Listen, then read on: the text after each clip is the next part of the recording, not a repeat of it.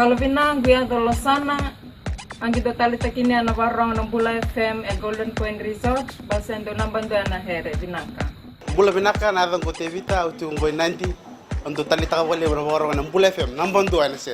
Na adang ko makilesi wa rakraki NSB ng Bula FM nambando ana sir. Hello nga ratu kitchen ng Gatombo ando talita na warong ng Bula FM nambando ana sir ngo lusu. Bula FM number 2 NSR.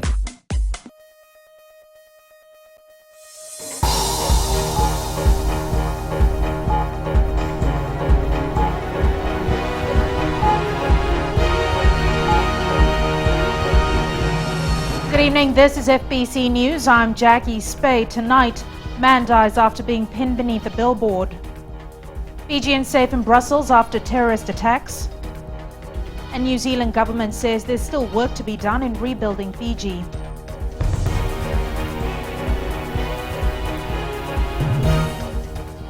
A man has died while working on a large billboard in downtown Suva earlier today.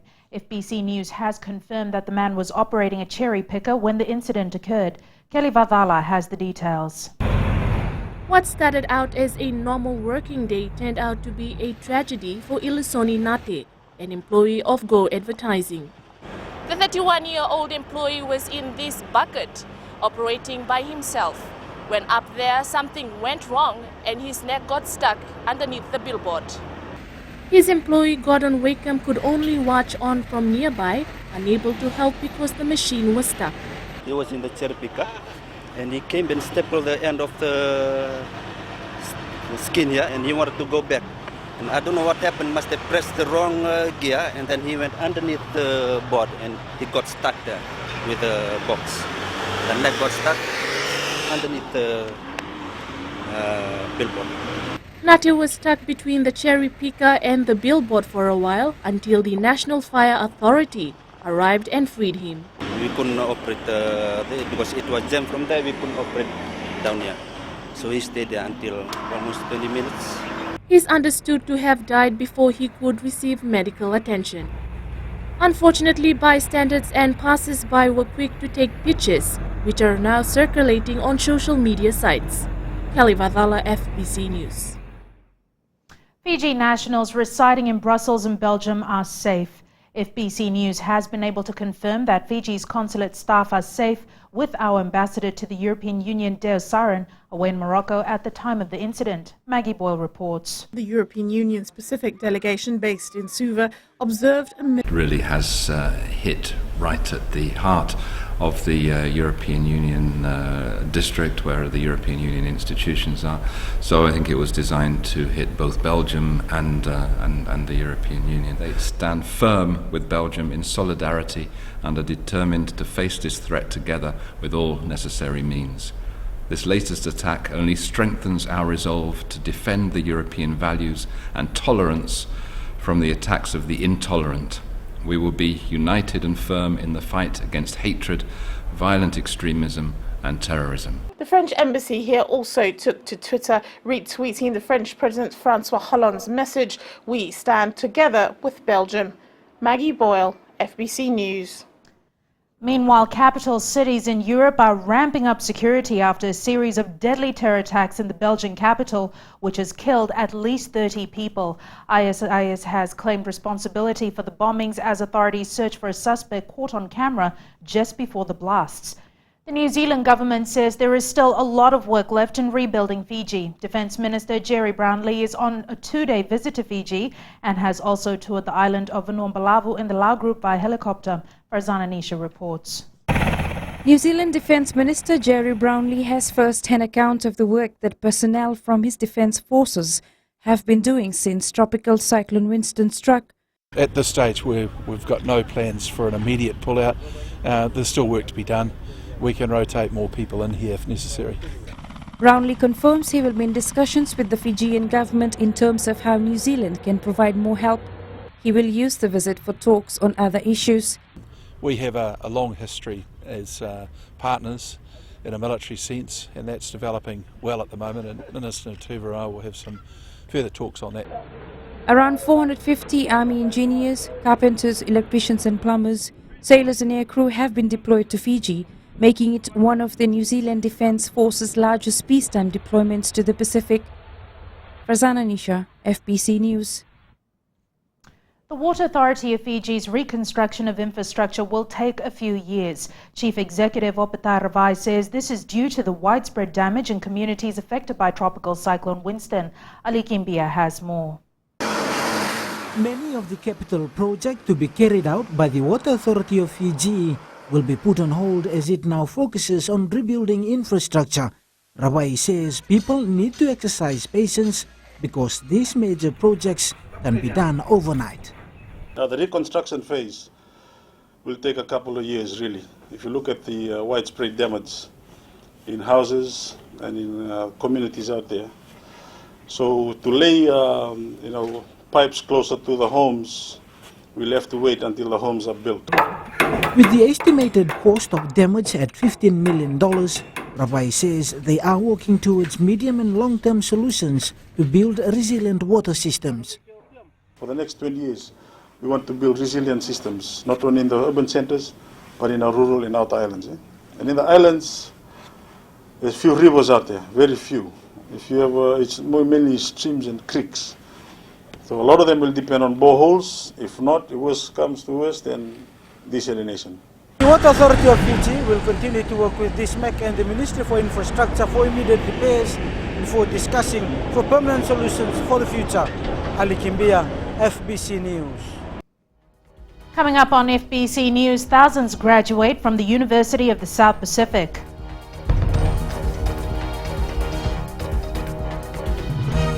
Yandra, I love listening to Gold FM at Golden Point Resort. Gold FM, only the classic hits. Hola, my name is General from Recreative Village. I love listening to Gold FM, only the classic. I'm Moses from Valeu. I love listening to Gold FM, only the classic hits. My name is Marida Manako. I'm from Kandavu. I like listening to Gold FM, only the classic hits. My name is Tilipa from Tavor Town. I love listening to Gold FM, only the classic hits. Gold FM, only the classic hits.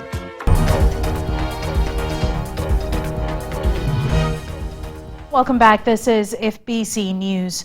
An expert has been brought in by Good Samaritans to assist in psychiatric needs of young boys and girls affected by Tropical Cyclone Winston.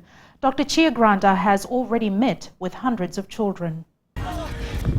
Child psychiatrist Dr. Chia Granda has met with more than 350 students at Xavier College, all of whom she says show some signs of psychological trauma. So the children that we met with today did ask some very good questions and talked about how some of the things they're seeing in their friends include things like problems with sleep, isolating from their friends, not wanting to return back to school, some kids feeling more irritable or on edge. Local authorities have said that cases which do come forward will be given proper care and people will be counselled.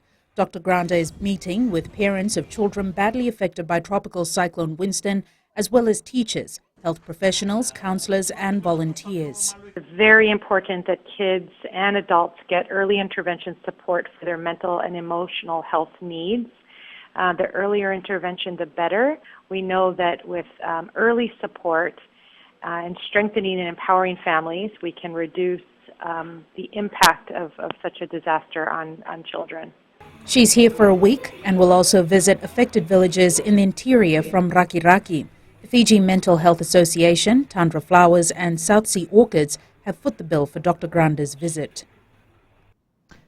30 government departments, NGOs and other relevant organizations have been shown how to analyze data and ensure consistency after natural disasters. The post-disaster needs assessment training hopes to synergize operations of all organizations so that relief and aid is coordinated and effective. Savaira Tambua has more.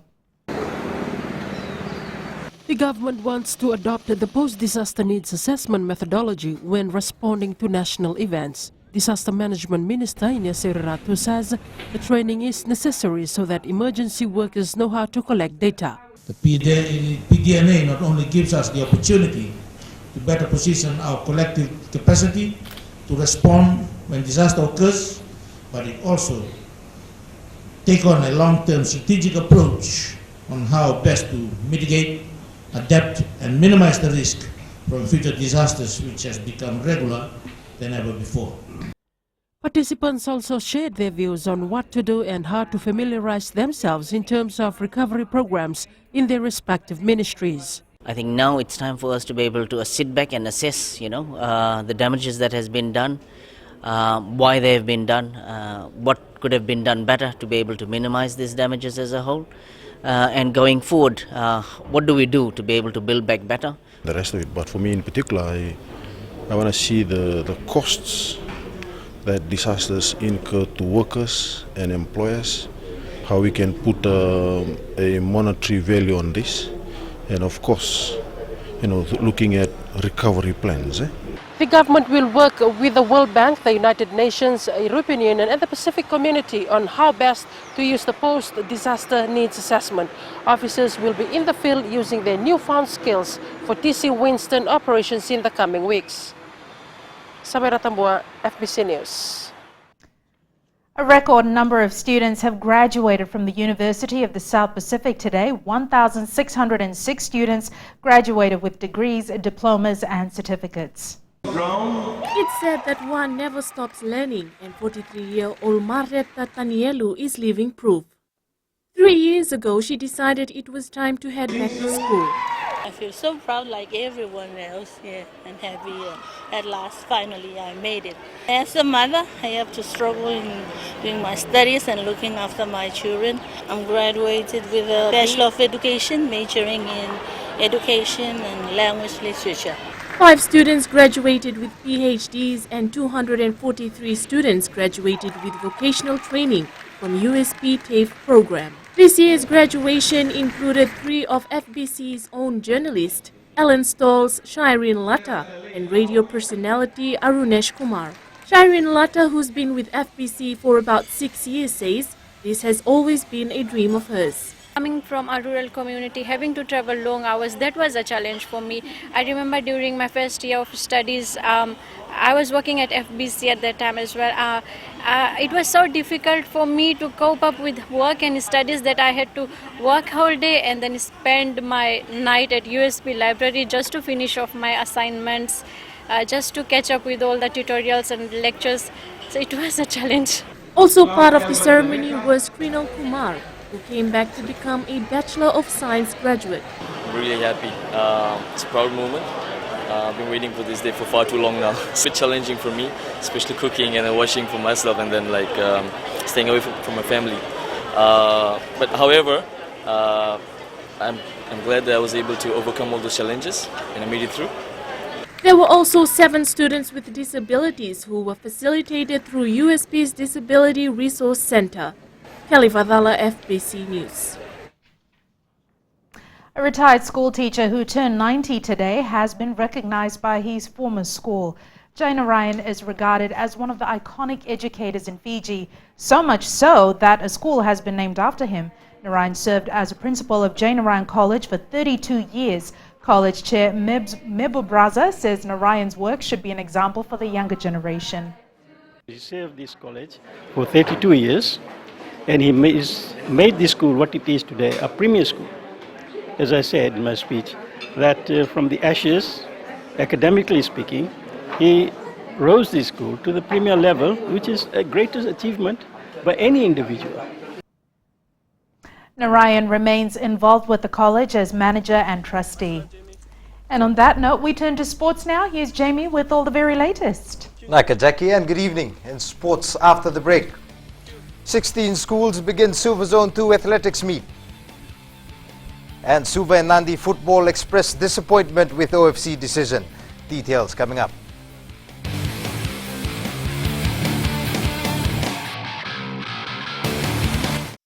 मैं हूं रेहान खान कुरबो तालेबू के जैसे festival एग्रेट है कुरबो में उसी तरह मिर्ची FM number 1 है कुरबो में एलिन लटका में मिर्ची एफएम को लॉक कर दिया जाए मिर्ची एफएम इट्स हॉट हम नकाशी से साइमान है हमारा फेस्टिवल जैसे नंबर 1 है वैसे मिर्ची एफएम नंबर 1 है माय नेम इज दिनेश हम नैंडी में काम करता है स्लीपिंग जायंट जिपलाइन में और मिर्ची FM is hot I like it मिर्ची FM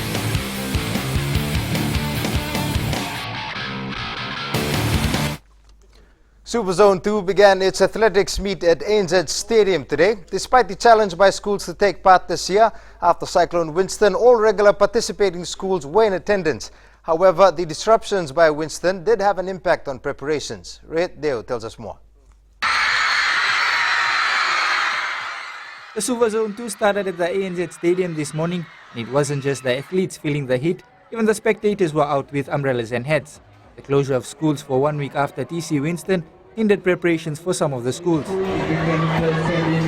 is affecting us when trying to catch up, and also the heat is affecting the performance of our students. The other reason I can reason out is that the Winston cyclone that also affect the preparation of our schools. Despite the hiccups, organizers are pleased that schools at least made it to the games. Yes, it is a good sign. The schools did participate, and they're participating well now in the competition. Maris Brothers High School looked a depleted team at last year's Coca-Cola Games, but have high hopes of coming back strong this year. Well, everybody's going to come in well prepared. The core of our squad, the majority from last year's squad.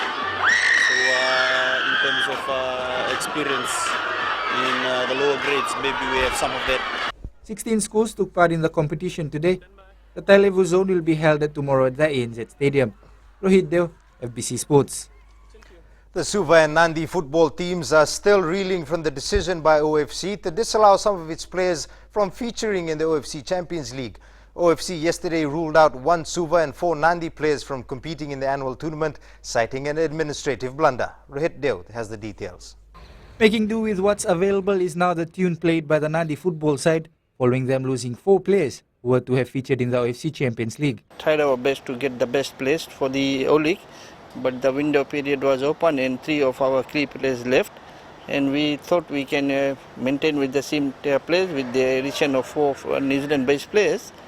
But now that from yesterday they have said we can't use any of the New Zealand-based players, so we have to go without any of the players.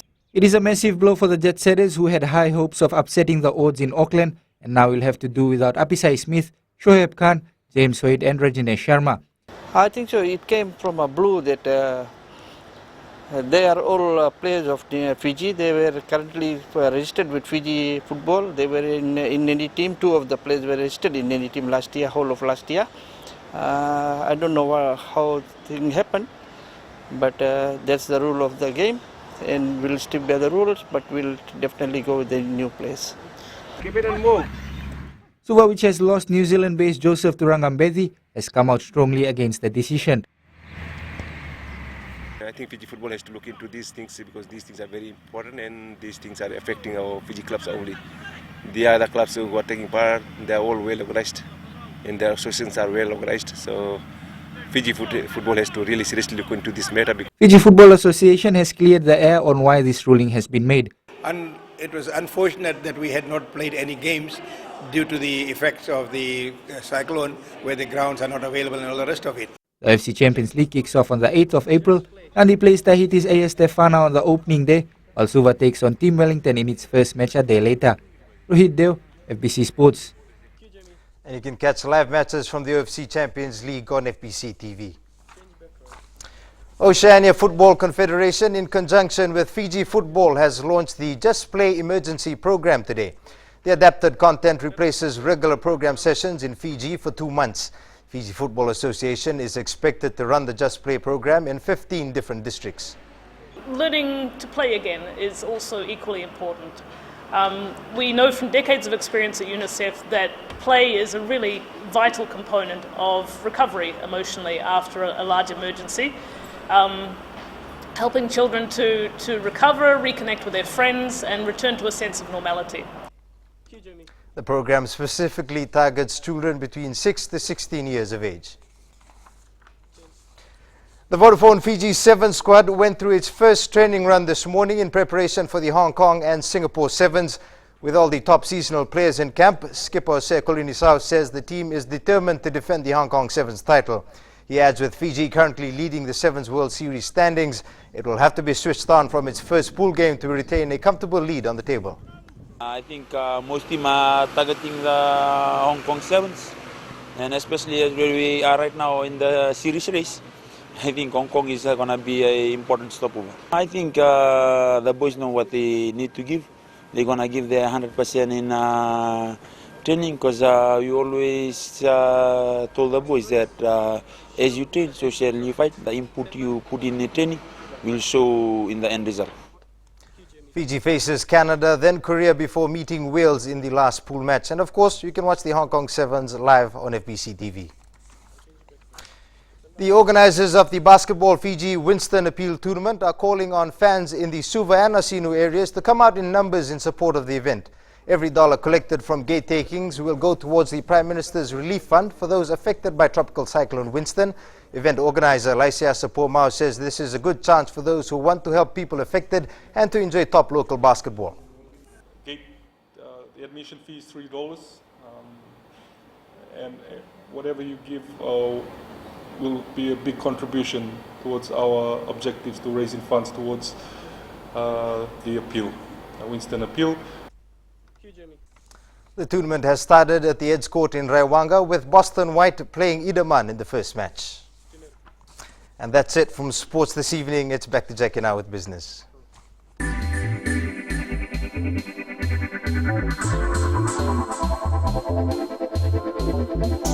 Bank South Pacific has handed over more than $22,000 and 400 back-to-school kits to Save the Children Fiji to support the rehabilitation of the education sector in the wake of Tropical Cyclone Winston. Making the presentation today, BSP Acting Country Manager Mr. Rajeshwar Singh says it was imminent that all efforts be redirected towards rehabilitation. Singh says the donation is for the children who are always most impacted when such an event occurs. Save the Children Fiji board member Lenora Ngerengere says donations like this from BSP will help children get school bags and stationery to get them back into school.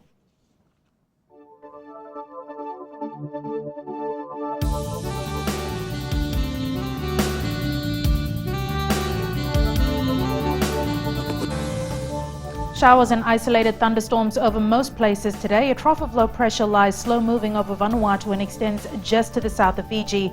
Temperatures were pretty much consistent in all major centres this afternoon, and tomorrow's forecast is for rain and thunderstorms over the Fiji group. The rainy weather is expected to last until the weekend. Recapping the main stories for tonight. Man dies after being pinned between a cherry picker and a billboard in Suva this morning. Fijians safe in Brussels after terrorist attacks, and New Zealand government says more work left in rebuilding Fiji. For these stories and others, you can tune in daily to our sister radio station Gold FM. This week's poll question, we are asking, is Fiji progressing well after Tropical Cyclone Winston? To answer, visit our FBC website. Send us newsworthy pictures and videos on email citizenseyes@fbc.com.fj or share it with us via Facebook page FBC News. And if you're on Twitter, follow and tweet us your news tips at FBC_news or simply hashtag FBC News. You've been watching FBC News. I'm Jackie Spade. Bye for now.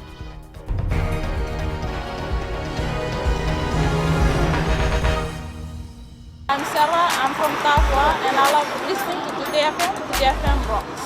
My name is Freddy, I'm from Gamiatong. I listen to Mario on the traffic jam every afternoon. Hi, my name is Salah, I live in Asinu. Today FM rocks.